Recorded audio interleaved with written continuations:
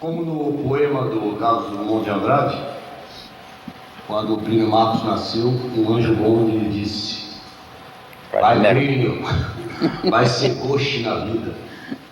E lá foi o Plínio, o mais coche dos nossos artistas, andando sempre na contramão, com uma capacidade imensa de indignar-se e de se comover com o ser humano. Poeta das nossas misérias e das nossas esperanças, não há no teatro e na literatura brasileira ninguém mais generoso e inquieto que Plínio Marcos. Também como no poema do Drummond, quando o Plínio nasceu, esse anjo bom que lhe disse: vai, Plínio, vai ser gauche na vida, o Plínio foi ser gauche, foi ser canhoto no futebol e na escola. E é por aí que a gente quer começar o nosso papo. Foi exatamente na escola, como canhoto, que começaram os problemas do Plínio, os problemas com o mundo, da sua adaptação ao mundo, da sua luta com o mundo, esse poeta dentro dele vindo para fora. Plínio, eu queria que você falasse exatamente da sua início, da sua infância, que pouca gente conhece, de Santos. Com todo o respeito que eu tenho por você, o meu problema não começou por ser canhoto, começou com a escola. Fizeram muito mal de me mandar na escola. Que a escola é uma coisa que mata as pessoas. A escola castra as pessoas. A escola, ela foi feita para preparar as pessoas para servirem uma sociedade imbecil. E com isso já não concordava, até sendo... Mas tinha uma coisa chamada ditado na escola que era terrível para mim, porque eu não conseguia pegar nada com a mão esquerda, com a mão direita. Então eu queria pegar com a esquerda, já levava uma reguada. E escrever, eu escrevia devagar. Então quando o cara fala ditado, eu começava no ditado, eles já estavam no fim. Eu não conseguia essas coisas todas. Isso me atrapalhou. O que me salvou de parecer imbecil é porque eu jogava muito bem futebol e jogava com a perna esquerda, com o pé esquerdo, inclusive tinha um chute muito forte. Teve um tempo que, por exemplo, me puseram para fora de todas as escolas que eu fui, porque, cada vez que me dava uma porrada, eu ficava mais rebelde, mais inquieto, mais agressivo. E me botaram numa espécie, não era FEBEM, porque naquele tempo não precisava tanto, mas me puseram numa escola meio de recuperação, que era financiada pelos práticos da Barra de Santos. Chamava-se Praticage. E foi só minha mãe me matricular nessa escola pesarosa e trouxe uma coisa que chamava assim enxoval, que a gente tinha um gorrinho, uma camiseta, uma calça mescla, um butinão, e essa era... Só foi ela me inscrever lá para os práticos irem na minha casa me obrigar a assinar a inscrição, obrigar no bom sentido, aí já era futebol, para mim assinar uma inscrição para o Praticage. No time deles, dos Praticage, para jogar no juvenil dos Praticage, que era metade do time do Santos. Era jogar o Leonídio, o Dinho, os craques do Santos daquela época. E então isso encheu muito de orgulho meu pai, mas deu uma sorte máxima. Minha mãe estava arrumando o malão para mim ir para lá, e minha irmã chegou com o namorado e falou assim: está tendo um tremendo incêndio na ponta da praia. Nós fomos olhar a escola, pegou fogo. E a partir daí eu nunca mais precisei ir na escola, só joguei bola. Joguei bola até ser artista de circo. E até hoje ainda há dúvidas de quem botou fogo na escola. Meu pai morreu achando que tinha sido eu que tinha tocado fogo na escola. E eu lamento não ter sido. E do futebol para o circo, como é que foi, Plínio? Futebol do circo, eu era todo errado. Além de ter ficado analfabeto, que a Verinha, quando quer me elogiar, fala que eu era semi-analfabeto, mas eu sou analfabeto até hoje. Aí eu fui, além de tudo, eu era gago. E terrível, porque eu era atrevido, gago e terrível. E eu fui ver um circo, que ia ter um programa de calor, e fui com um amigo meu, Luciano Fonseca, Luciano Caveira, que ele cantava, e cantava muito bem. E ele foi cantar e eu vi uma ciganinha lá. E fiquei encantado com a ciganinha e fui gaguejar na orelha dela. Que eu não era um gago comum, eu era daqueles gagos de piscar-olho, assobiar, não é? Bater pé e peidar, mas não falava. Quando ficava nervoso era um terror. Mas gaguejava. E a moça falou assim, não dá, não tem nem como, né? Primeiramente, para namorar tem que falar, né? E meu pai não deixa a gente namorar com quem não é cigano e muito menos com quem não é do circo. Aí eu entrei pro circo como amarra-cachorro. Amarra-cachorro, que é o camisa de ferro, é aquele cara que tira a merda do elefante, do picadeiro, amarra a jaula, essas coisas todas. E faz isso, fazia isto. E com isto, eu fui levando, mas eu achava os palhaços do circo muito chato. E eles tiravam muito sarro na minha cara, na minha gagueira. A alegria máxima deles era eu fazer eu falar em cena. Assim, fulano, vem cá. Eu ia aí eu tinha que falar gaguejando, né? Eles achavam muita graça e o circo inteiro achava. Então comecei uma campanha contra os palhaços. Pô, com essa merda desse circo pode ir pra frente, com esses palhaços sem graça e o caraca. Até um dia eles resolveram me pôr de palhaço de sacanagem. E para surpresa geral, principalmente minha, eu fiz um sucesso inacreditável que fiquei titular das matinês. Tinha um nome esse palhaço? O palhaço tinha, era o Frajola, famoso Frajola. Até hoje tem muita gente que do futebol, já era do futebol. Porque o dia que lançaram uma revista chamada Mindinho, que era uma revista que tinha um gato que queria pegar um passarinho, eu estava roubando um passarinho e caí do telhado. Aí o meu apelido ficou Gato Frajola, até que saiu o gato ficou só Frajola. Aí eu fiquei Frajola, até bem pouco tempo. Ainda há gente que me chama de Frajola. O filho dela, por exemplo, me chama de Frajola. Tiago. E como é que a Patrícia Galvão entrou na sua vida aí? Foi no circo. A Patrícia Galvão, a Pagu, é uma das personagens uma musa do modernismo brasileiro. É a Pagu. A Pagu. E a Pagu em Santos, vendo você no circo, te descobre como é que foi a relação sua? Ela não me descobriu, né? Na verdade, eu que me apresentei. É que ela ia entrar no festival dos estudantes do Pascoal Carlos Magno no dia seguinte. E um dos artistas lá do grupo dela ficou doente e não podia fazer a peça. Então ela foi até o circo para ver se tinha algum artista que pudesse fazer de um dia para outro. Naquele tempo, por exemplo, a gente fazia todo dia, nesse tempo eu estava trabalhando num ciclo do teatro, Pavilhão Teatro Liberdade, e a gente fazia uma peça por dia, ensaiava de tarde e fazia de noite, então tinha uma tarimba disso. E ela me viu, as pessoas, não é que eu fosse melhor do que ninguém, mas eu era o que tinha mais cara de garoto.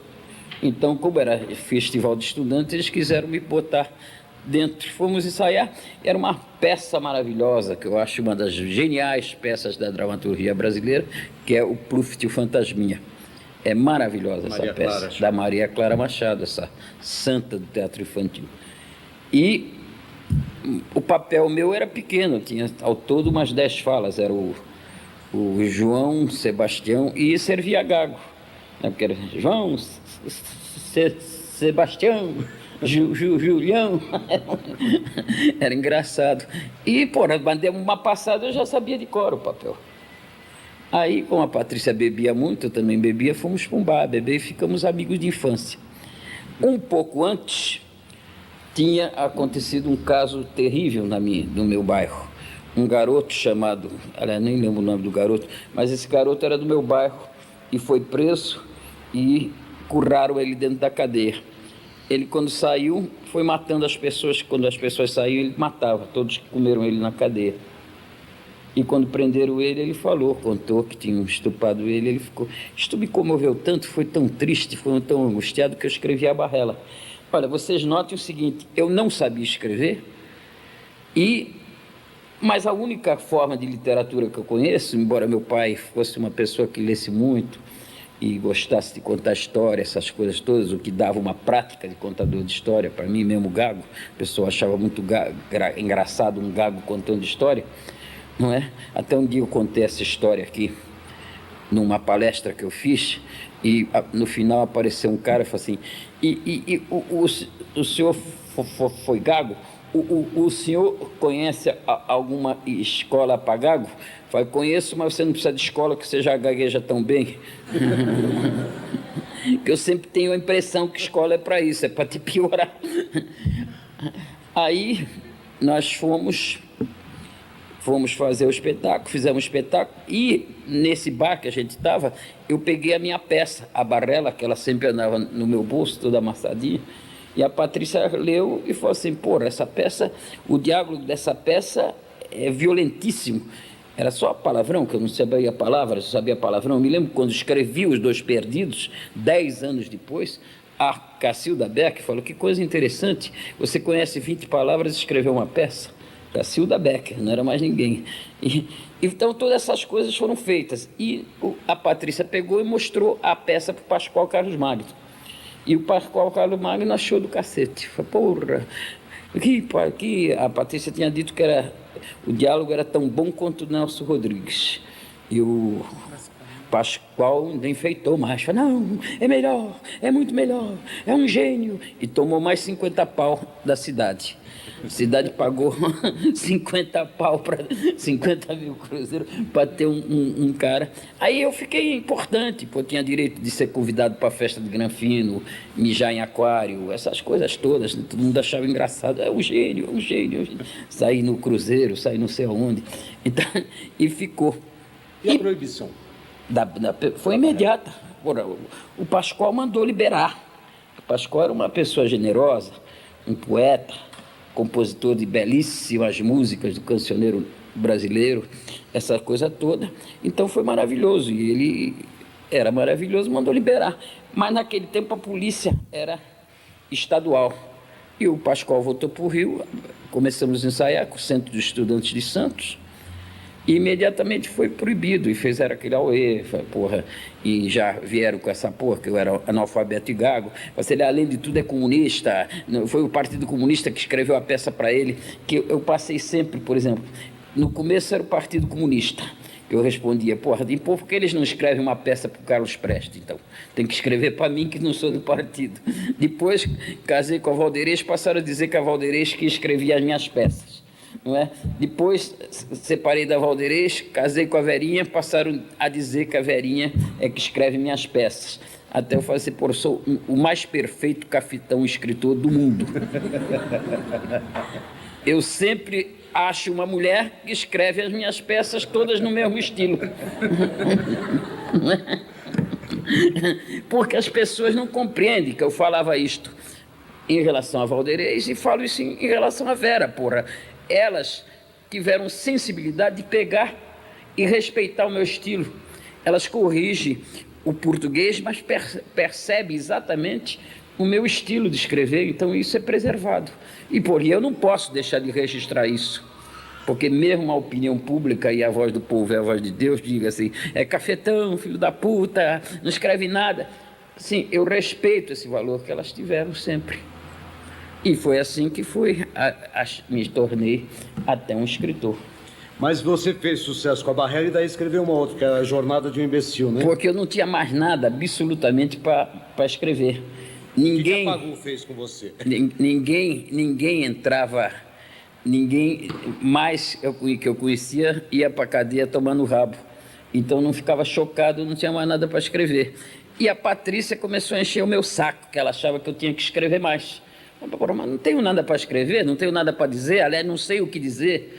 Gago não diz, mas ela tirava sarro dela. O marido dela na época era o Geraldo Ferraz, um maravilhoso escritor que ninguém fala, porque nesse país aqui todo jogo da literatura é uma besteira, filha da puta. Basta ver a Academia Brasileira de Letras, que está lá Sarney e outros idiotas rodeados de comunistas, de esquerdistas e de direita.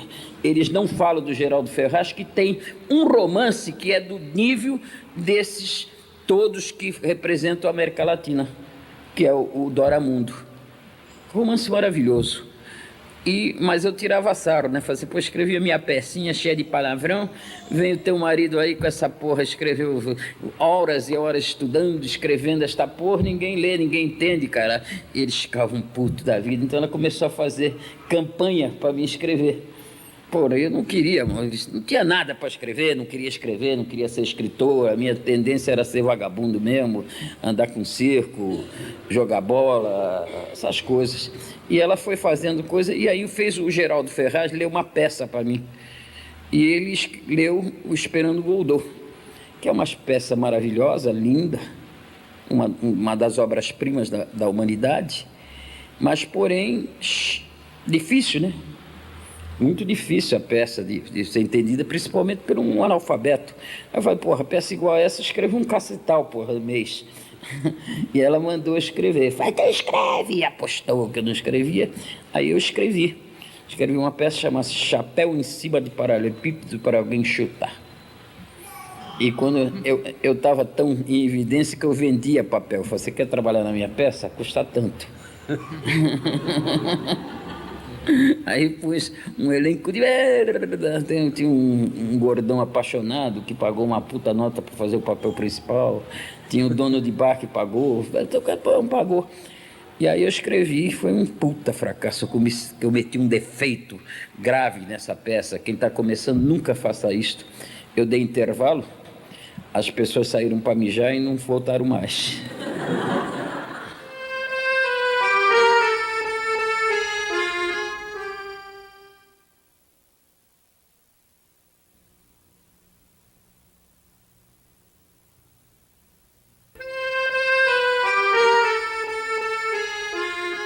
Como é que você chega na Cacilda, Plínio? Na Cacilda, isso foi muito depois.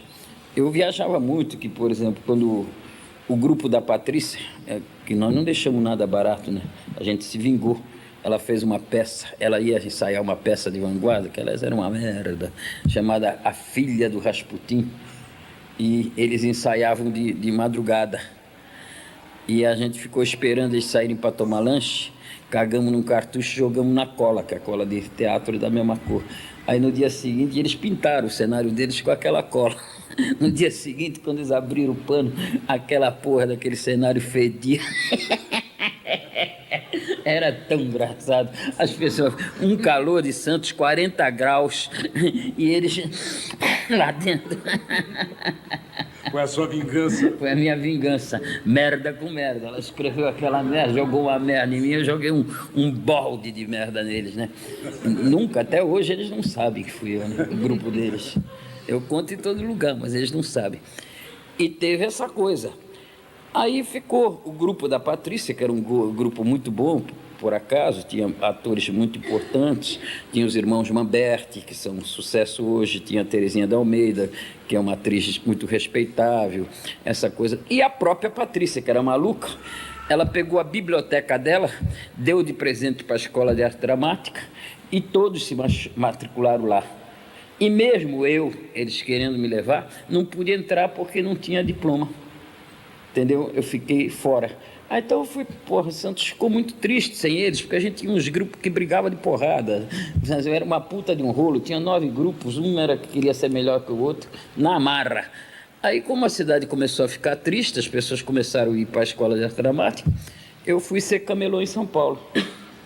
E camelô. Aí tinha um grupo da escola que era o Fauzi Arap, que dirigia, que era um grupo bom, era o Renato, a Valderez. Renato Borges? Não, o Renato Ruivo, né? Aquele que chamam ele de Arroto de Cruz, que é Ruivo. Apelidaram ele de Arroto de Cruz. Eu acho. É o Asca. Ah, o Asca. O Asca. Então tinha ele, tinha o Jovelti Arcângelo, tinha o Roberto Vignati, que hoje é um considerado diretor, mas naquele tempo ele tinha uma voz tão ruim que nem a minha, que ele ainda tem essa porra dessa voz dele.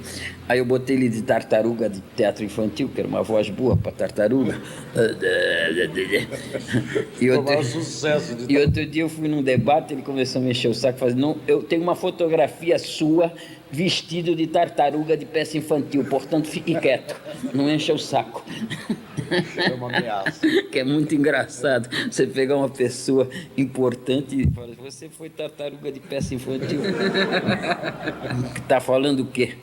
Estou procurando desesperadamente para ver se acho alguma coisa do Antunes Filho, né? Assim, no gênero, você parece que foi macaquinho de peça infantil. A Bárbara Eliodoro, do Rio, eu já sei que ela foi girafa de teatro infantil. Entende? Ainda não tenho provas concretas de que ela tenha saído em jornal, mas foi. Então essas coisas todas. E eu fui criando uma coisa, uma paixão violenta pelo ator, pelo trabalho do ator. Eu fui uma pessoa que dei sorte. Eu fiz na vida duas coisas muito importantes como ator no teatro, que foram coisas que parece que foram escritas para mim, que podia fazer do jeito que eu preferisse, gago, sem gago, que era o Dois Perdidos numa Noite Suja, que eu escrevi para mim fazer e fiz muito bem, isso atestado por Falzarap, Cacilda Becker, essa gente toda, e o Beto Rockefeller, que eu entrei justamente porque eu não queria entrar, não queria ser ator. Eu era um ator, por exemplo, que tinha consciência de que eu só trabalhava em peça dos outros para não se estragar as minhas, né? Nas minhas eu punha ator. Mas aí eu escrevi uma novela para o Canal 4 e a novela foi proibida. O Edmundo Monteiro foi a Brasília tentar liberar e a milicada de lá saiu com essa pérola: não insista com esse garoto, quando nós prendemos ele, ele vai ver o que vai acontecer com ele, vai aparecer aí um ato que vai permitir a gente prender ele, e aí ele vai pular miudinho, porque ele tem uma lista aqui das pessoas que ele ia matar quando o partido dele pegar o poder. E o primeiro da lista era o Edmundo Monteiro. O Edmundo Monteiro, que Deus o tenha, que deve ser difícil, porque ele era patrão, mas ele não era o que a gente podia dizer que primava pela inteligência. Veio chorando com aquela lista, procurou a direção da TV Tupi, ele era diretor maior, né? E falou que ele ia me matar e vocês... Mas ia matar? O Plínio Marcos não mata ninguém, seu porra. Katsu, ele gosta de brincadeira, essa coisa toda. Não, mas ele atirou pedra no Sodré. Atirei mesmo, porra, merecia, atirei. De pedra eu atirava, Katsu, não tem importância, né? Tirava pedra no Estadão, essas coisas, que é molecagem, era coisa de Santos, de brincadeira, de jogar pedra, de bairro. Mas não ia te matar, Edmundo. Não ia. Então temos que fazer alguma coisa por ele, porque brasileiro é assim, né? Se comove. Porra, me chamaram lá, falaram assim: você ia matar o doutor Edmundo? Eu falei assim: como matar? Vontade não me falta, mas não ia. Não é? Aí ele ficou comovido, aquela coisa. Falei: temos que botar ele. O Beto Rockefeller ia ser assim, era uma novela que ia entrar no lugar da minha. Quiseram que eu escrevesse, eu falei assim: isso aí não faz meu gênero, não vou escrever. Aí contaram a história de que os homens iam me pegar. E chegaram com a conclusão que a única forma que eu tinha para me livrar, que eles iam desaparecer comigo, essa coisa toda que estavam ameaçando, era entrar na novela e fazer sucesso. Tiraram o Juca de Oliveira, que ia fazer o papel de Vitório, passaram ele para o Nino Italianinho, o Luiz Gustavo ficou, e eu entrei de Vitório, que podia fazer gago. E aí eu até fiz um pouco gago para me proteger, para quando ficasse gago não tivesse problema. Então eu fazia, né? Ô Vitório! Aquela coisa toda, e fui gago. Ô Beto! Aí quando fui preso, porra, Catos, eu era um ídolo da televisão brasileira. Então não podiam sumir comigo. Eles ficavam putos, eles queriam fazer uma coisa que era muito engraçada. Era me soltar de dia, eu ia gravar e voltava de noite para ficar preso. Vocês são muito engraçados. E eles ficavam lá me enchendo o saco. Toda hora me enchiam o saco, que era para pegar e dar autógrafo, mandar autógrafo para as mulheres deles, essas coisas todas. E tinha um caso que era particularmente engraçado, que foi a coisa mais sábia que me aconteceu. Tinha um cara, um sargento, que toda hora que eu saía dos interrogatórios, voltava para a cela, ele ia lá e me procurava e falava assim: você quer um sanduíche? Não. Quer cigarro? Fala: não. Mas então me conta uma coisa, você comeu a Irene Ravache? Não. Comeu, porra. Fala: não comi. Comeu, porra, ela é uma mulher bonita, dá prestígio para qualquer pau. Se eu tivesse comido, eu dizia, mas porra, não comi, comeu, porra, você comeu. Porra, ficou todo o tempo que eu fiquei preso, esse puto mexeu com isso. Quando eu saí, eu ainda não namorava Verinha, não era casado com Verinha, procurei a Irene Ravache e falei, Irene Ravache, acho melhor você dar para mim, porque não sei por que cargas d'água, eles acham a sua xoxota subversiva. E querem saber se eu te comi. Pô, de repente eles vão me botar no pau de arara e torturado eu confesso. Comi. Aí foi aquela coisa, ela falou assim, como era o cara? Era um sargento, filho da puta, que tinha lá. Ele falou assim, é o meu marido. Meu ex-marido. Ele quer achar um comunista que tenha me comido para tomar o meu filho de mim. Foi a primeira vez na vida que eu tive, nessas palhaçadas todas, eu tive medo. Medo porque, porra, imagina se levado por alguma fraqueza, por vaidade, por afirmação, sei lá, por qualquer besteira, eu falo assim, claro que comi, porra, comia todo mundo, por que isso? eu teria feito o Irã, por exemplo, filho da Irene, ele era amigo dos meus filhos, a gente jogava bola toda tarde juntos, essas coisas, ia ser um rolo meu. Aí eu fui para casa, rezei e chorei de agradecimento. Foi uma coisa muito comovente, muito forte para mim. Foi a única vez que eu tive medo dessas coisas. No resto eles pegavam, davam um tapa na orelha, essas coisas tudo, mas a gente achava, eu tinha sido preso como vagabundo várias vezes, né? Então isso aí era piada. Tem uma colocação sua que você fez, até acho que foi para o Boris Casoy, quando ele pergunta se você foi vítima. Né? Quer dizer, eu acho que é uma postura importante que você diga isso, porque ficava todo mundo sendo herói nesse período da ditadura, de uma repressão violenta. Realmente muita gente sofreu, muita gente vive de heroísmo, né? Eu acho que conta essa história. Não, o Boris, ele viu como é que eu fui despedido da Folha de São Paulo. Eu fui saber que não trabalhava mais na Folha, na Polícia Federal. E quando eu voltei, já não estava mais o Cláudio Abramo, não estava mais o Dines, não estava mais o Tarso de Castro nos seus postos. Eles tinham todos sido promovidos para cima e afastados. E eu tinha sido despedido. E o Boris viu isso tudo. E o Boris, todo mundo fala que ele é um cara de direita, mas ele é um cara profundamente honesto, leal. E nessa entrevista, ele me levou nessa entrevista exatamente por causa disso, por uma espécie de consideração, né? Era um programa que só iam políticos, ele me levou. Ele falou, você foi muito perseguido? Eu falei, devagar, Boris. Perseguido é coisa de bunda mole. Eu fiz por merecer, né? Porque eu não brincava, porra. Sacaneava também a milicada toda hora, porra. E eu, assim como a Verinha, conheço muito bem a lei de causas e efeitos, porra. Catos, o que é que eu ia esperar? Se eu dava uma pedrada na cabeça do Sodré, o que é que eles achavam? Que eu ia esperar que eles mandassem flores? Pô, o Mateu levou. O Ibrahim Suede escreveu no jornal, lá na coluna que ele tinha, dizendo que eu tinha dado uma pedrada, tinha sido eu que tinha acertado a pedrada na cabeça do Sodré, e eu de sacanagem falei assim, não tive essa sorte. Atirei pedra pra caraca, mas não acertei.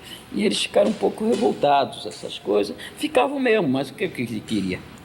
Essa pedra na cabeça do Sodré, tem uma geração mais nova aqui, foi num ato no dia 1º de maio de 1968, em São Paulo, no centro de São Paulo. E o Sodré era Abreu Sodré era o governador de São Paulo. Agora é importante também essa ligação. O Plínio talvez seja um dos nossos autores mais políticos, no sentido maior, né? Um humanista maior nosso, né? E o Plínio nunca foi um homem de se filiar a partido, né, Plínio? Nunca. Você nunca teve filiação partidária? Eu nunca, não, por isso mesmo que muitas vezes eu fiquei sozinho.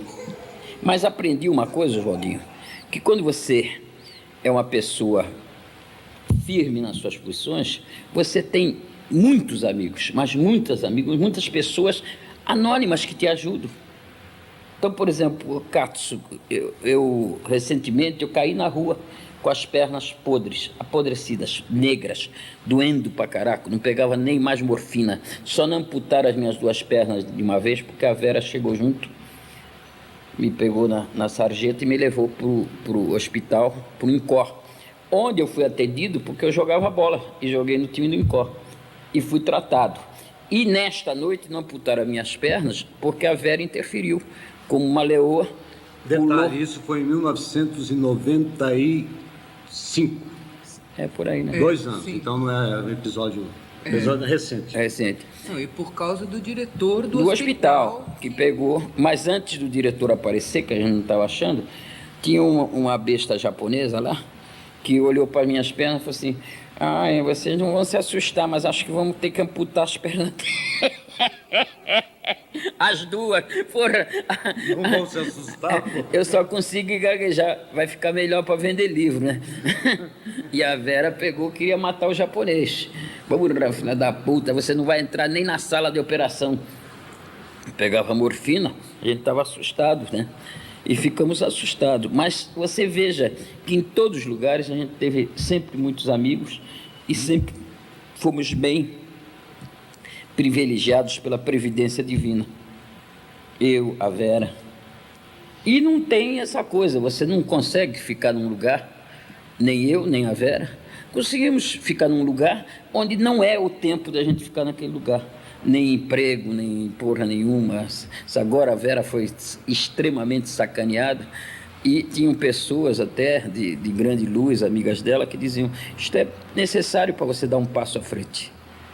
Porque ela fazia uma revista da Abril, trabalhou na Abril 15 anos, e fazia 3 revistas por mês, sozinha. E, pô, estava perdendo esse enorme talento que ela tem. E começou a ir me visitar no hospital, porra, Katsu. Ia lá para me proteger, já tinham cortado as pernas, aberto as pernas, operado as pernas, operaram o coração, fizeram tudo. Tinha que levar cheeseburger. Tinha que levar cheeseburger, camarão empanado, porque os caras queriam me dar comida de morto, né? Katsu, na primeira vez que eu estive lá, tinha um cara que estava para morrer, eu roubei a comida dele. E tinha a minha mãe viva, que era uma sábia senhora, que falava assim: porra, como é que ele vai se salvar com essa merda dessa comida? E levava comida de casa, né? Feijoada, essas coisas. E a Vera tinha o mesmo conceito, foi isso que me salvou. Ajudava a fugir do hospital, essas coisas, né? Você falou dos amigos. Você não tinha partido, mas você sempre Tinha teve os amigos, claro. Mas o fato de você não pertencer a partido, você sofreu, como dramaturgo no início, algum tipo de represália. resistência, de represália? Não, é claro que não era por isso. Mas é que os partidos se ajudam. As pessoas de partido se ajudam. Se você não é de partido, por exemplo, eu para estrear o Dois Perdidos no Teatro de Arena, que era ligado ao Guarnieri, à esquerda, eu tinha que pagar 70% de aluguel. Senão não estreava em teatro, continuava trabalhando em bar. E essas coisas tinham, mas claro, se eu fosse de partido, me aparecia, se eu fosse de igreja, me aparecia pelo menos uma hóstia, né? Alguma coisa nesse gênero. Mas não, o que vinha era espontâneo mesmo, eram pessoas que, porra, vai lá, mestre que bronca, fica. Porra, quando eu trabalhei, fiquei 20 anos sem emprego. Porra, as pessoas compravam um livro na rua, porra. Por que compravam um livro na rua? Compravam na rua porque sabiam que estavam me ajudando e que, de certa forma, aquilo era uma resistência. Porque eu recusava coisas, Oswaldinho. Eu me lembro uma vez que a Ford, eu estava vendendo livro na rua, perto do Natal, veio uma moça da Ford, falou: eu tive que passar aqui, você estava aí de macacão vendendo livro, e eu lembrei que eu podia fazer o comercial da Ford desse ano, podia ser com você, com esse macacão mesmo. Nós vamos pagar 20 milhões pelo anúncio. Eu falei: mas eu não quero. A moça falou: porra, você é louco? Eu falei: então sou. Se você ser de um lado, porra. Eu, por exemplo, eu escrevi um comercial por uma grande agência de publicidade. Eles mandaram fazer uma pesquisa na cadeia para ver como se transmite AIDS dentro da cadeia. Os caras não sabiam. E queriam pagar, eu não quis. Fazer por meu lado, eu não trabalho recebendo, eu trabalho de graça. E escrevi um belíssimo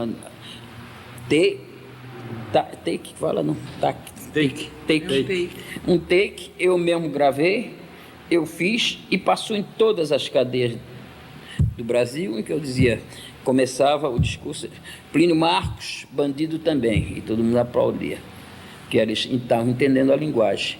Então isso foi gravado. Ganhei um prêmio muito importante. Este monólogo foi publicado em vários livros de médicos, de professores, do Ângulo, por exemplo.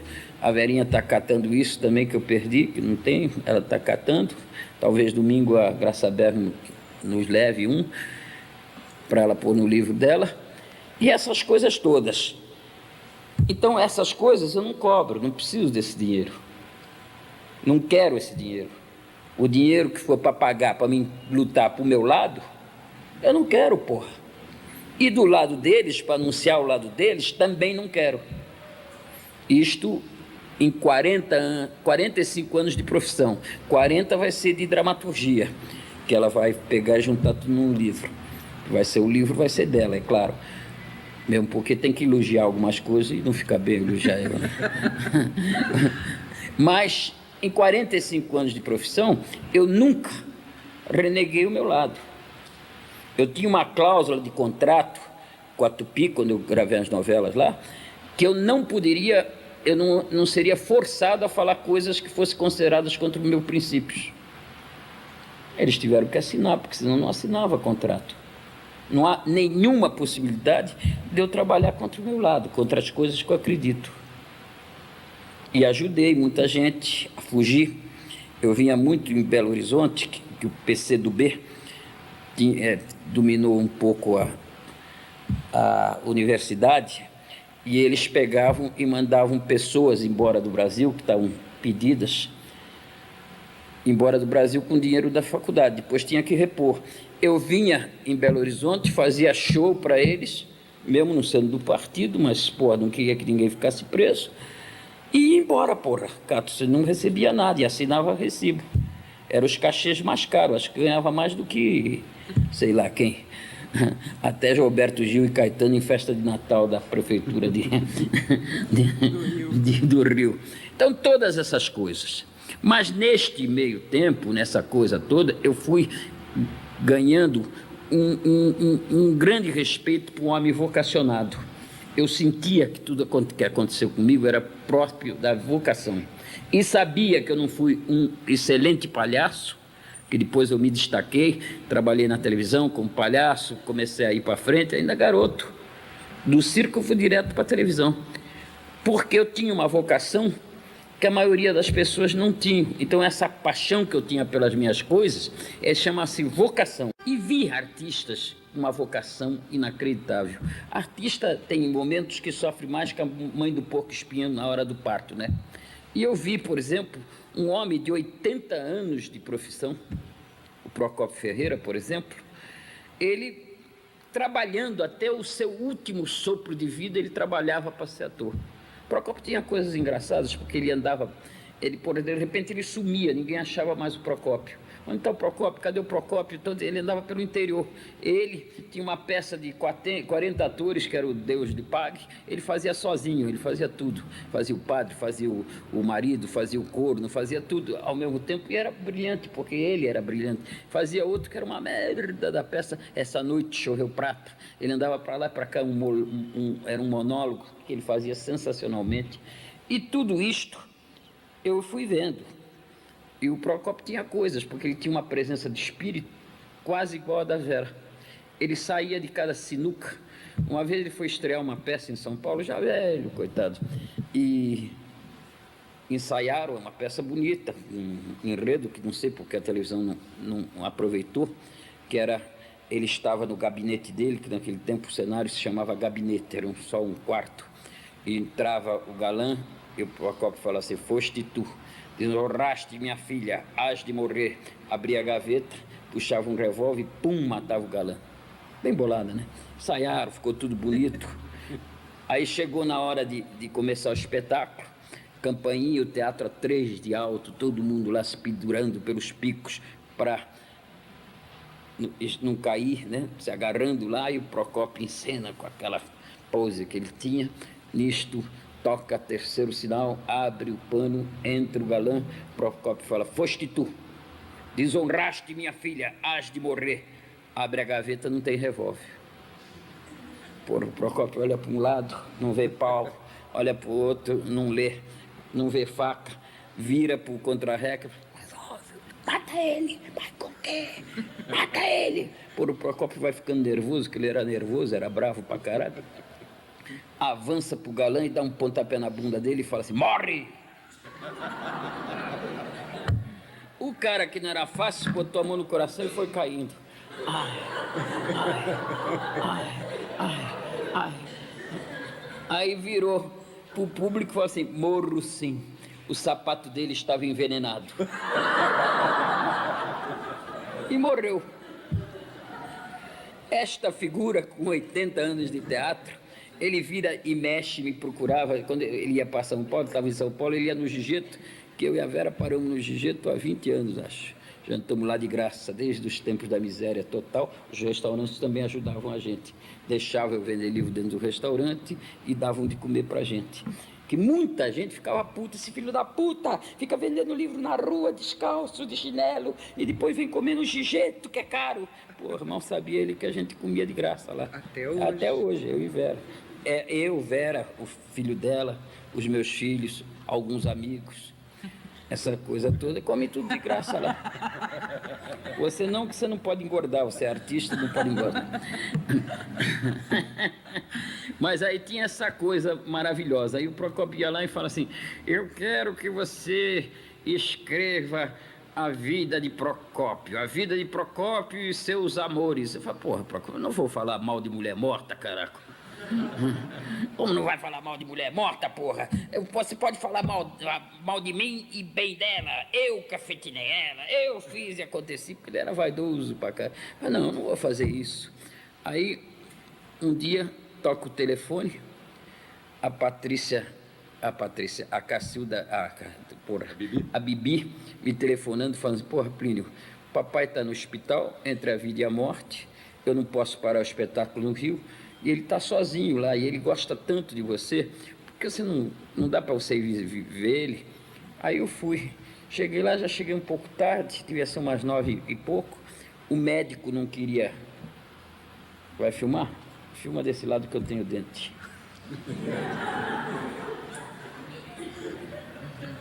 Aí filmou. O médico não queria deixar eu entrar porque já era tarde. Eu conversei com o médico. Aí o médico pegou e falou assim, não entra, calmo, porque ele tá mal mesmo. Ele é a bola da vez. Pode entrar. Aí eu fui entrando devagar no quarto. Ele estava deitado de bruços, com a cara virada para a parede, gemendo. Eu pus a mão nas costas dele e disse, mestre, sou eu, Plínio Marcos. Ele foi virando e falou assim, oh, que bom que você veio, eu ia te procurar quando saísse daqui. Eu quero que você escreva para mim fazer no teatro uma peça sobre o Catulo da Paixão Cearense, igual aquela que você escreveu do Noel Rosa. Do Catulo, é. Você sabe quem é o Catulo?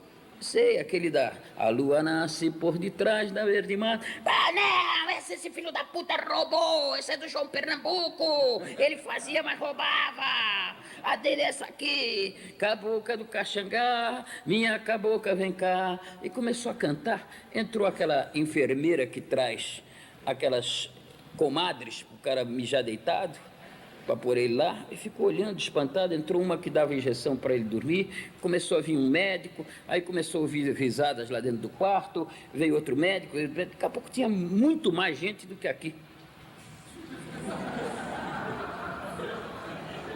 E do artista do gênero Procópio Ferreira, quanto mais ele vê público, mas ele se estimula, porra. Então ele foi se estimulando, começou a contar, e o povo ria, o povo aplaudia, o povo falava, caraca, e de repente ele falou assim, entendeu o que eu quero que você faça? Estava pronto uma peça.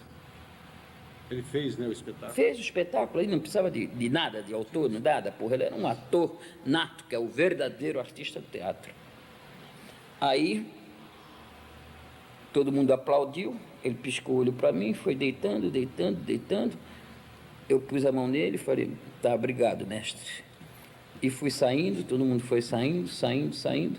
2 dias depois ele foi levado para Nova Iguaçu, que era a cidade dele, e lá ele morreu.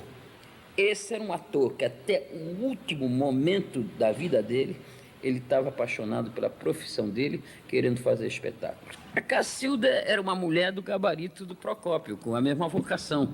Ela era sensacional, ela fazia coisas que me ensinaram muito, muito, muito, muito, inclusive como autor. Eu sou um raro autor que não enche o saco de ator mesmo, que não vou ver ensaio, que não discuto com ator. Os atores vão às vezes me perguntar umas coisas. Eu falei, porra, Cato, alguém já foi perguntar para o Shakespeare? E ele sabia muito mais. Mas me trata como morto, porque na Cacilda Becker eu aprendi uma coisa. Nós íamos fazer uma peça de um grande dramaturgo, o Jorge Andrade, e no primeiro dia do ensaio o Jorge Andrade apareceu lá e leu a peça para nós. No segundo dia do ensaio ele foi lá e explicou a peça para Cacilda. E no terceiro dia ele foi, não era mais ele. O dono da peça tinha sido mandado embora. Porque a Cacilda falou, pô, imagina, eu como atriz, vai ficar um cara me pentelhando, me explicando o que eu tenho que fazer? Não, claro que não. Ela tinha a intuição dos grandes artistas. Isso não quer dizer que você deva dispensar diretores, mas diretor ainda é uma coisa muito nova no teatro. Você é diretor e sabe. É recente o diretor. Diretor não é uma coisa antiga. Antigamente, no nosso tempo, era ensaiador. Era um cara que ficava com o texto na mão e falava, vai, faz isso aí. Gritava com a gente que estava aprendendo. Com os antigos, eles nunca falavam nada, não é? E isto era o que dava espaço. Você discutia com o ator, orientava, essa coisa toda. Diretor que manda apareceu depois. Apareceu e está matando o teatro, a bem da verdade, porra. Eles são muito chatos e espetáculo de diretor é muito chato. O grande teatro, esse não acaba nunca, esse é imortal. Agora, o teatro de vanguarda, que o diretor, dura 2 peças, 2, 3 peças, porra. Eu acho isso, vejo isso e sinto assim. Então, isto foi que eu aprendi na companhia da Cacilda Becker. E foi muito bom para mim e muito generoso. E eu aprendi a respeitar o ator, porra. Você quer que eu vou lá me meter? Nós é que precisamos de um ator. Um ator que nem o Procópio Ferreira e outros atores que eu conheço, não precisam de texto, porra. O texto, por exemplo, uma atriz maravilhosa, que nem a Valderez de Barros, que a Vera também sabe e acha, porra, ela não precisou de texto, botaram um textinho desse tamanho, com um salarinho de merda, e ela foi crescendo, fazendo personagens, crescendo, e no fim da novela tinha 2 personagens. O Raul Cortez, que é um excelente ator, um puta ator, e a da Valderez de Barros, que é extremamente premiada, mas não tinha trabalhado na televisão.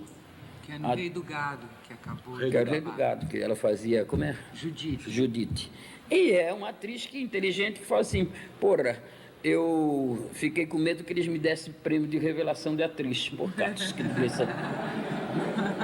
depois de 30 anos de carreira. E uma coleção de Molière, de prêmios de melhor atriz no teatro. No teatro. Então, essa coisa toda era uma coisa que a Cacilda dizia. Ela dizia com convicção, assim, a televisão nos dá popularidade, o teatro dá a dignidade para o artista.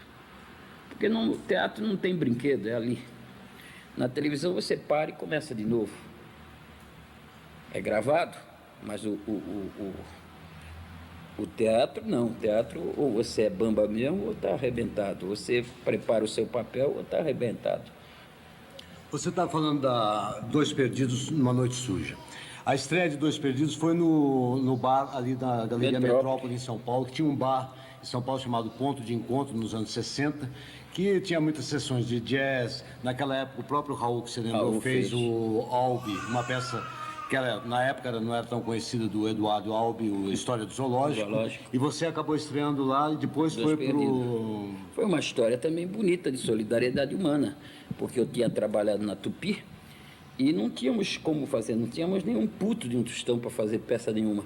Aí conversei com o pessoal da televisão Tupi, roubamos o caminhão da Tupi, roubamos o cenário na Tupi, roubamos o Pelégio, o puta iluminador, ajudou a gente a roubar os refletores da Tupi, roubamos tudo da Tupi e levamos lá para o ponto de encontro. Montamos lá e fizemos. Foi um sucesso, tinha 5 pessoas. Fora a família. A Valdeirês, Não, era a com a própria família. família. A Valdeirês, que era minha mulher naquele momento, a mulher do Admir, a Cidinha, um bêbado que não quis sair, o Roberto Freire, que foi Era amigo. foi uma coisa, e um irmão da Rosa Maria Murtinho, que era amigo do Admir. E fizemos a peça por 5. O bêbado continuou dormindo, atrapalhou um pouco roncando, mas a gente até pôs caco. Isso aí é do quarto ao lado, que a gente que se passa num quarto de pensão. E foi assim que a gente estreou a peça. Ficamos lá 3, 4 dias, aí o Roberto Freire fez um puto escarcéu da peça, falando que era um acontecimento do teatro brasileiro. O da Versa, que era meu amigo, só não dirigiu a peça porque não tinha como, tinha que trabalhar. Plínio, eu gostaria que você falasse, desculpe só que interromper, o Alberto da Versa é um personagem muito importante, um amigo seu e um Meu amigo. diretor italiano que veio naquela leva dos diretores italianos na década de 50 para o Brasil, para o TBC, e também era um teórico de teatro, um crítico de teatro. Ele era um mestre. Era um mestre. E já que você tocou no da Versa, seria bom você falar um pouco do da Versa. Da Versa era uma pessoa única, né? Por exemplo, me lembro que teve um rolo com a polícia, puta de um rolo na porta da Tupi, pega, bate o caralho. E aí a Maria Luísa Castelli foi correr para cima de uma deputada lá, Conceição da Santa Maria, e quando esse polícia foi pegar a Maria Luísa Castelli, o da Versa, que era muito grande e muito forte, pegou por trás do polícia, encostou o pau na bunda do policial e falou assim: que é isso, querido? Isto é paz e amor, isto é o teatro. E chinchava a bunda do polícia, que foi ficando pasmo, não sabia o que fazer, ficava olhando e falava assim: não se agite, meu bem. Aí eu falei: porra, Cato, agora. Quando ele soltar o cara estava com o revólver exposto, vai dar tiro no da Versa. E o da Versa assim: meu querido, deixa eu beijar esse pescocinho. O cara arrepiava, Esse ficava puto. policial, E o no da Versa- auge da Aí quando repressão. fala assim: todo mundo pra fora. Aí o da Versa fala: não se hesite e não suma da minha vida, viu? Soltou o polícia estava completamente besta. E era um cara grandão, forte, como o da Versa. Então o da Versa era capaz disso, né? E era gozador, era brincalhão. Uma vez teve uma peça lá dirigida pelo Antunes, com Juca de Oliveira, que não tem nada de gay, com Júlio César do Shakespeare. Júlio César do Shakespeare, com Jardel, que era um Araci Balabanian. Não, mas o Jardel era um touro violento, né? Bravo pra caraca. Toda essa gente, Sadi Cabral, Raul Cortez, todo mundo. E era uma merda a peça, né? E aí o Davi, escritor, foi uma bicharada só. A bicha estava toda no teatro trabalhando. Aí os caras ficaram revoltados. Falaram: pô, vamos dar uma surra nesse italiano do caralho. E partiram. Todo mundo sabia que ele ia para um bar chamado Costa do Sol, às 4 horas da tarde. E entraram no bar, ele estava lá tomando um cafezinho. Aí se aproximou aquela massa de atores e falou assim: ora, você escreveu que a gente era tudo bicha? Porra, aí não são mais. Aí os caras começaram a rir e falaram: porra, da Versa. Porra, vocês levam a sério a todo, porra, por isso que o teatro não vai pra frente, caralho. Porra, vamos não encher o saco de outro, vai embora daqui, vai, chutou todos, ficou por isso mesmo. Todo mundo achou engraçado, porque ele era um humanista fantástico, não tinha raiva de ninguém. No dia que a Cacilda estava no hospital, morrendo, entrou a Ruth Escobar de bengala, mancando. Aí ele falou: a filha da puta quer roubar o enterro da outra. Mas a classe teatral estava toda comovida, porque a Cacilda estava morre, não morre. Aí a Rutiné falou assim: que isso, da Versa? Porra, ela fez uma operação no útero. Aí o da Versa falou: mas isso é bíblico. Quem com a espada mata, pela espada de morrer. Mas essas coisas, ele, por exemplo, logo depois que a Cacilda morreu, a classe estava toda, ele teve um infarto. Teve um infarto e todo mundo amava o da Versa. O da Versa era um mestre nosso, porra. Ninguém dava emprego para ele, porra, gatos, porque ele era muito tirador de sarro, então tinha que trabalhar em coisinhas, mas todo mundo passava na casa dele para saber das coisas, informações, essa coisa toda. E o da Versa começou a ser todo mundo paquerar ele, né? E ele queria comer uma japonesinha que tinha lá. E ele falou assim, porra, eu preferia morrer, porra, vocês não me deixaram morrer, agora fica esta merda, porra, eu ia comer, ia poder pôr o pau na japonesinha, apareceu a mão da Rutineia e falou, sai da versa, você teve infarte, porra, ia beber um cunhaquinho, apareceu a mão da Rosa Maria Murtini, deu um tapa e falou, não, da versa, você teve infarte, porra, assim eu não quero viver, caralho. Aí resolveram fazer uma operação espírita nele. E ele concordou, falou assim, se isso dá certo, vai ser ótimo, caiu volta à vida, o cara deitou na cama às 11 horas, vestido de branco, foi a Rosa Maria, que era espírita, a Rutineia, Rutineia de Moraes, o Mauro Mendonça e outros espíritas, foram tudo em Pinheiros, num centro, a operação ia ser 10h30. Aí pegaram às 10h30 da versa assim, estou zarando, estou me cortando, e a mulher dele, a avó, a sogra dele, os filhos dele, todo graças a Deus, ele saiu, sarou, vestiu a roupa branca, tirou a roupa branca, pijama, botou uma roupa e saiu pra rua. Aí tava tendo um debate no teatro da Ruth Escobar, e ele entrou lá, o debate era contra o pessoal. Não era contra no debate, mas era contra o pessoal do Laios. Aí falou assim, tudo filha da puta do Laios, cara, reacionário, os terroristas vão pegar um por um de vocês, enfiar uma dinamite no cu e vão explodir. E os caras, porra, que é isso da vez? É verdade, porra, por que tem que falar com essa raça? E o cara, só pra tomar dinheiro desses bundas. Aí conseguiram pôr ele pra fora dizendo, vai tá uma peixada. Acontecendo a maior peixada da paróquia na casa do Jô Soares, que era ali perto, na Brigadeiro. E ele falou, então vou para lá. E foi, mas sumiu no caminho, ninguém sabia onde ele foi parar. De repente, lá pela 1h, ele apareceu na casa do Jô Soares. Falou, porra, você chegou atrasado, tá tendo uma peixada, mas ainda tem muito lá na cozinha, tinha meio caldeirão, né? Festa de gordo, sempre tem muita comida, né? Aí, porra, ele foi lá pra cozinha, pulou na porra da feijoada, comeu aquela merda toda, uau, com uma volúpia. Aí foi pra sala e caiu, bum. Aí tava tendo outro ir pro hospital e ele ficou lá quase morto, aí começaram a me procurar. Porra, o Daversa quer falar com você, ele tá morrendo, vai depressa, porra, você sumiu, ele tá morrendo, eles estão teu amigo. Aí fomos pra lá, cheguei lá, o médico falou assim, ele tá esperando, que ele quer falar com você. Aí eu entrei na sala, ele falou, vai devagar. Eu pus a orelha na boca do mestre e ele pegou assim, comia japonesa.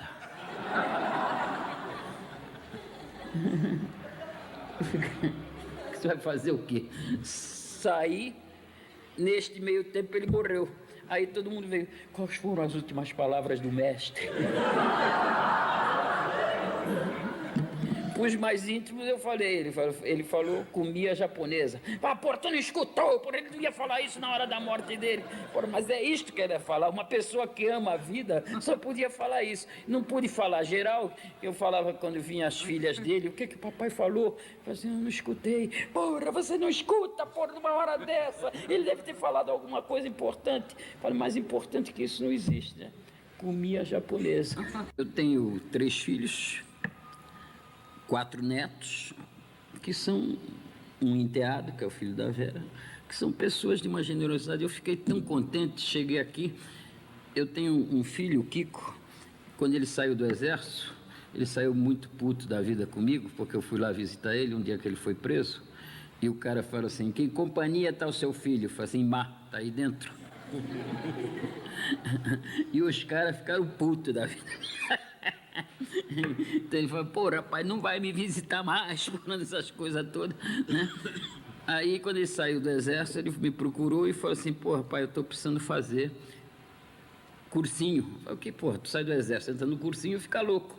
Vai fazer porra nenhuma. Você é mergulhador, vai mergulhar, sai de praia em praia, vai mergulhando.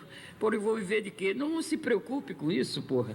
A gente manda um pouco, a Vera ganha um pouco, o Leonardo ganha um pouco, o Léo Lama, que estava ganhando muito bem na época, a Aninha ganha, a Valderez ganha, cada um vai mandando um pouco de dinheiro. Aí ele saiu pelo mundo, andava, telefonava lá de, eu estou aqui em Canoa Quebrada, eu ia lá, eu estou em Porto da Galinha, arrumei uma namorada que vende sanduíche natural, porra, manda dinheiro pra gente comprar alface, porra, doutor, essas coisas. Depois de um ano ele apareceu, estava feliz, queimadinho, falou assim, pô, rapaz, eu pensei, vocês querem ser ator. Eu falei, então vai ser ator.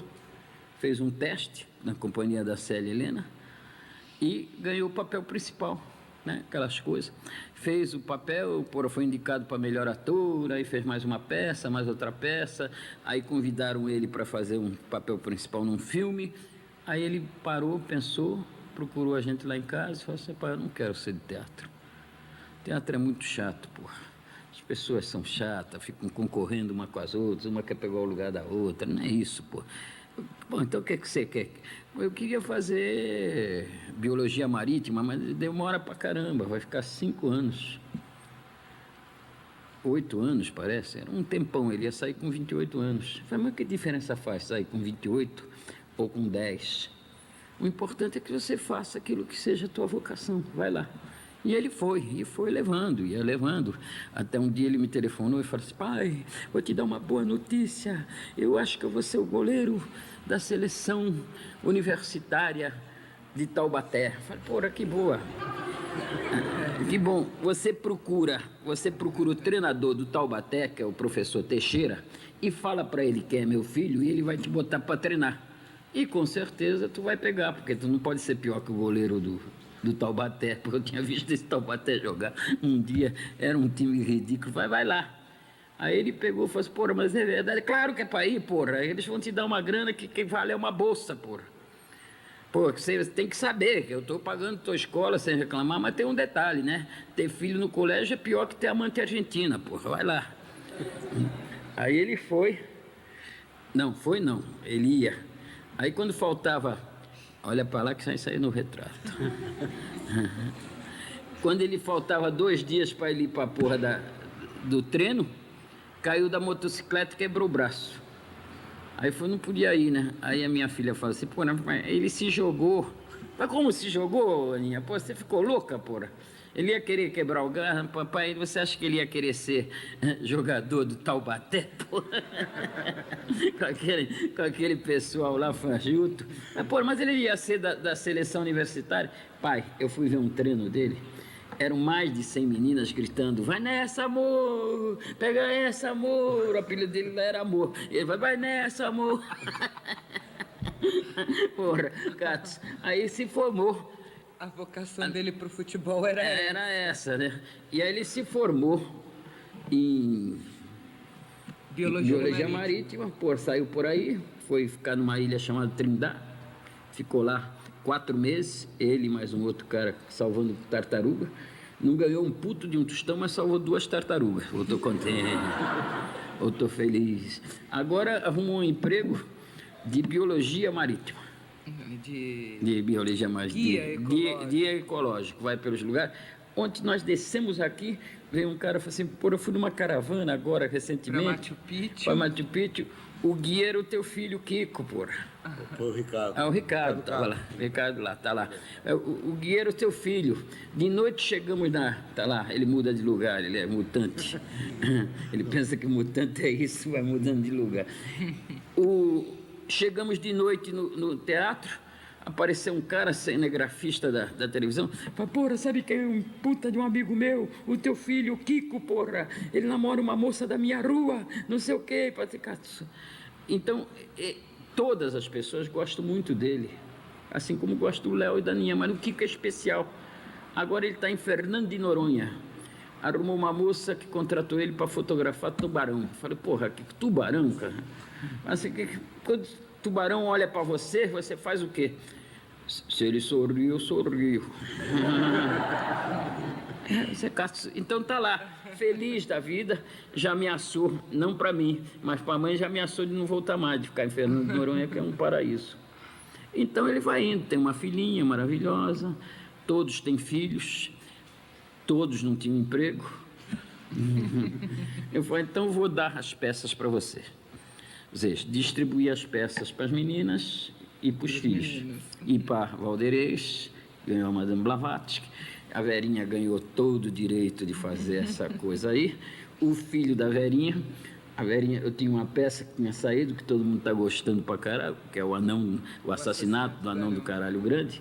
Falei assim, essa peça aqui eu vou dar de presente pro Gui. Pro Gui não, pro Tiago. A Vera falou, porra, mas essa peça ninguém vai querer montar, tem 40 personagens do caralho. Falei, então pega... Outra, pega essa aqui. Ficou o abajur. O abajur lilás. Pô, no dia que aconteceu isso, o Marquinho Rodrigues comprou os direitos do anão do caralho grande.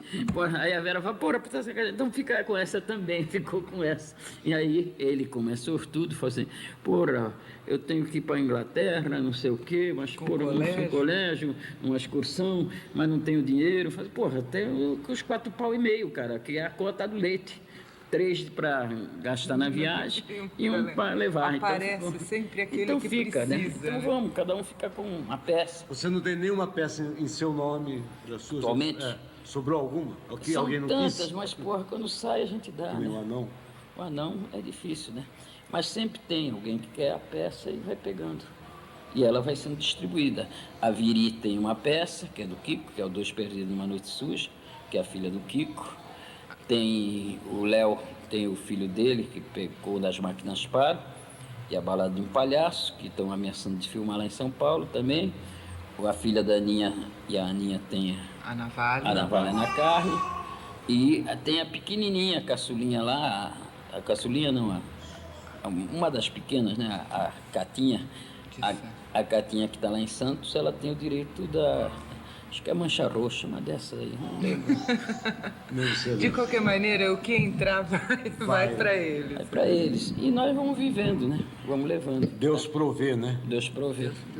Até deixa o analfabeto escrever peça, que é muito engraçado. Hoje é engraçado. E nós estamos... Mas, porra, naquela época, rapaz, o que me deu de trabalho, só de uma vez acho que perdi umas 10 namoradas. Falei, porra, você não sabe escrever, porra. Mas eu não trepo com caneta, porra. Mas é vaiado na rua que os caras falam assim, analfabeto. E o futebol, Plínio? Futebol é uma coisa maravilhosa. Eu estava lembrando até hoje com um amigo. Futebol tem cada coisa gozada. Eu vi quando o teu Ray-Ban ficou aqui e o cara foi abaixando a câmera, eu me lembrei de um jogador de futebol, Pitico, que foi centeralfo do Santos. Era um bom moço, gozado pra caraca, tirador de sarro, mas não era esse cracão que o Pelé gostaria de ter ao lado, no lugar do Zito.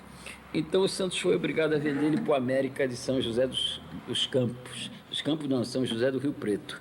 E ele chegou lá para treinar, quando ele olhou aquela porra daquela caipirada, tudo botina vermelha, falei, porra, eu não vou jogar aqui, porra, joguei com o Pelé, caraca, joguei com o Zito, agora eu vou jogar aqui. Chamou o técnico e falou assim, olha, o senhor vai desculpar, mas eu tô com uma puta dor nas costas, não vai dar para treinar. O cara falou, como não vai dar para treinar? Ele vestidinho de rapaz de Santos, com óculos raibando no bolso, cara. O cara falou, deixa eu ver. Pôs a mão no ombro dele. Não, isso é espinhela caída, porra. Olha que espinhela caída. É espinhela caída, quer ver? Chamou um negão massagista lá, um negão sarado, forte pra caralho. Ele tá com dor nas costas, vê aí. O cara falou, isso é espinhela caída, porra. Põe a mão assim que eu vou te curar. Pôs a mão assim, puseram a mão assim. E o negão puxou. Olha, presta atenção. Que estourou tudo. Eu não falei que ia ter um estalo, porra. Agora você ouve que vai ter outro estalo. Estalou tudo. Puxou, estalou tudo. 3 estalos, tu tá bom. Falei, bom, a puta que te pariu, tu quebrou meu Ray-Ban, seu filho da puta. Então, o futebol que a gente pega era isto. O futebol pra mim era uma brincadeira. Eu já tinha 40 anos, tô com 60, mas estava em forma.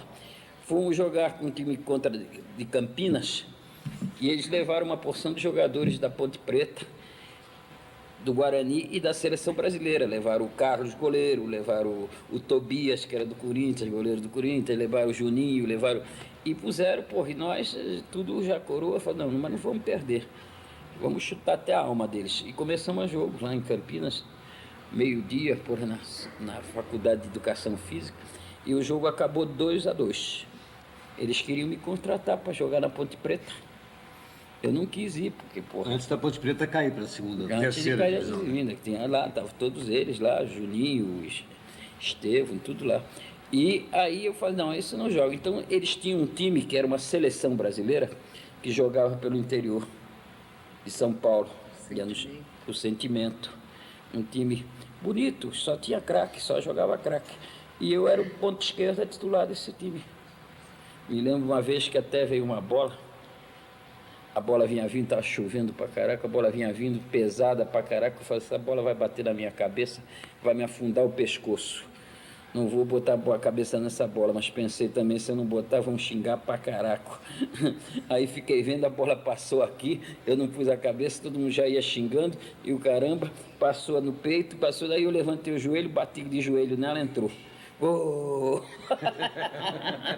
Foi um estrago nos inimigos. Então, sempre isso, sempre gostei. Minha família foi toda de jogador de futebol. Meu pai foi jogador de futebol. Meu irmão mais velho, o Sérgio, jogava futebol. O Neto e o Cláudio jogaram futebol. Todos jogavam futebol. Você torcia mesmo para o Jabaquara? O seu time do coração era o Jabaquara? Ou... É porque eu praticamente fui criado dentro do Jabaquara. Jabaquara, para quem não conhece, é um time de Santos. Que revelou grandes craques, levou o Gilmar da seleção brasileira, o Baltazar, que foi um cracão do Corinthians, o Marcos da seleção, revelou outros jogadores, Crautúlio, que foi do Palmeiras, e eu até, né? E joguei também na Portuguesa Santista, porque o Jabaquara tinha um treinador de juvenil que batia de chuteira na gente, ficava tão puto, cara. O cara vira e mexe, você driblava mais, ele dava chuteirada. No Santos a gente não podia jogar porque o treinador do Santos era um cara que comia moleque, o Salu. Então, pô, a gente tinha um puta medo de ir lá treinar no Santos e o cara queria pegar a gente, né? Então eu tinha uma tarefa, toda vez, tanto fazia pelo Jabaquara ou pela Portuguesa, quando a gente entrava em campo, eles tinham um centeralfo que tinha 1,90 m e era juvenil, forte pra caralho, um português Serafim, que jogava no Santos. Então, as instruções tanto do Lula, que era o treinador da Portuguesa, quanto do Papa, que era do Jabaquara, Frajola, tu que é folgado, chega, logo que começar o jogo, tu chega perto do Serafim, passa a mão na bunda dele e fala assim, o Salu tá comendo essa bundona, hein? Puta, esse português ficava uma onça, saía correndo atrás de mim, ele era expulso e ele era um craque. Ele morreu de câncer, até foi uma pena, porque ele seria um craque mesmo. E ele ficava puto da vida e era expulso. E ele fazia falta pro Santos, mas eu não fazia nem pra Portuguesa, porque a Portuguesa era um timão, jogava no juvenil, jogava o Pagão, jogava o Ney, jogava o Afonsinho, era só craque. E eu lá, né, de ponta esquerda. Então tinha essas coisas todas. Então o futebol para mim foi sempre uma diversão, sempre, sempre. Você vê a relação entre o futebol e o teatro? Alguma relação possível? O futebol, você veja por uma coisa assim, o Vianney escreveu uma bela peça, Chapetuba, não chega a ser uma peça importante. Várias pessoas escreveram novela, peça, recentemente teve uma moça que dirigiu uma peça sobre futebol, escreveu lá em São Paulo, foi uma merda absoluta. Pô, sabe o que acontece? O futebol é tão maravilhoso porque ele é imprevisível. É imprevisível o que acontece com o futebol.